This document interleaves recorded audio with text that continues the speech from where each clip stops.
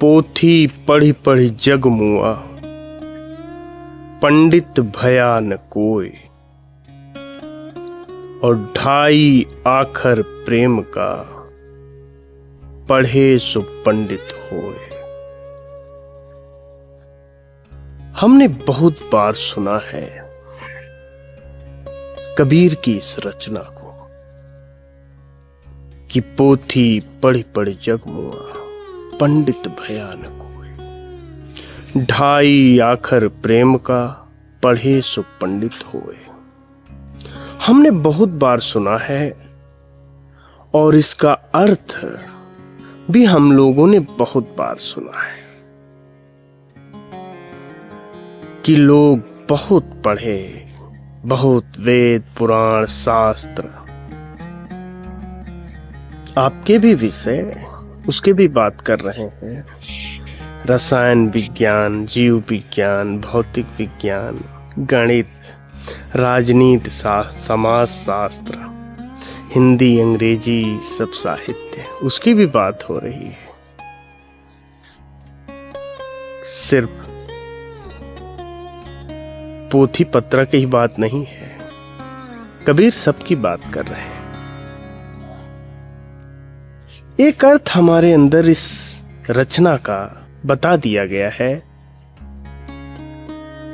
कि कितना भी वेद शास्त्र सब कुछ पढ़ लो, आप पंडित नहीं बनेंगे। अगर आप प्रेम का व्यवहार करते हैं तो आप उससे अधिक बड़े पंडित हैं। यही अर्थ बताया गया है ना, यही हम आप जानते हैं ना। मगर आपसे मैं कहना चाहता हूं कि जिसने भी ये अर्थ बताया है गलत बताया है, आपको भ्रमित किया है, क्योंकि शब्दों का अर्थ तो यही है। आप भी कहेंगे कि हां, आप भी कहेंगे कि हां बात सही है, यही अर्थ है। मगर नहीं, जब कबीर ने इस बात को कहा है तो अर्थ सामान्य नहीं है। कबीर कहते हैं पोथी पढ़ी पढ़ी जग मुआ। पूरी दुनिया आज किताबों को पढ़ रही है। बड़े से बड़े अध्ययनशील लोग हैं, बड़े से बड़े इंटेलेक्चुअल लोग हैं भी, हुए भी, कह रहे हैं कि पोथी पढ़ी पढ़ी जग मुआ, पंडित भया न कोय। और ढाई आखर प्रेम का, पढ़े सो पंडित होए। जब पोथी पढ़ पढ़ के लोग पंडित नहीं हो पाए तो उसी पोथी में तो प्रेम भी लिखा है ढाई आखर का, उसको पढ़ने से कैसे पंडित हो जाएंगे। यहां पर एक गूढ़ बात है, गूढ़ सूत्र है। वास्तव में प्रेम का उद्भव, प्रेम का प्रवाह तब तक किसी के जीवन में नहीं होता है जब तक कि उसे अपनी आत्म अनुभूति न हो जाए। जब तक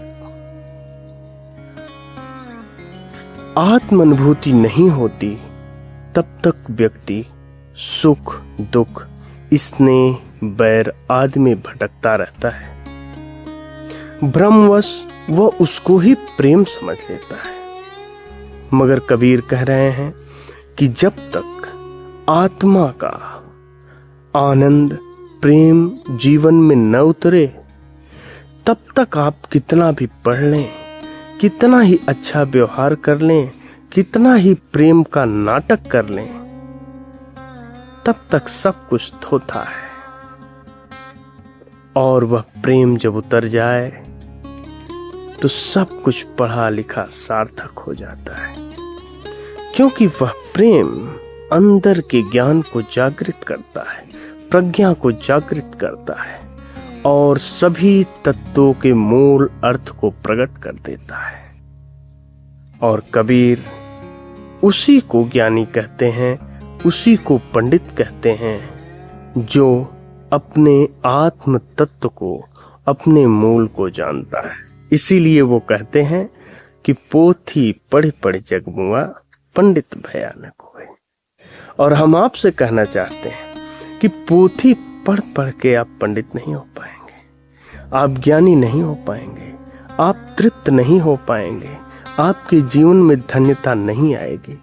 तो पोथी तो पढ़ते रहिए, मगर आत्म अनुभूति की अंतर यात्रा की शुरुआत करिए, अपनी तरफ आगे बढ़िए।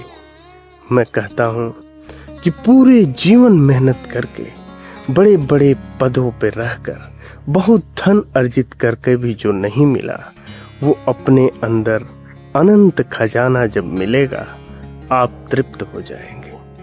आज के लिए बस इतना ही। आपके अंदर उपस्थित उस परमात्मा को हम प्रणाम करते हैं। धन्यवाद।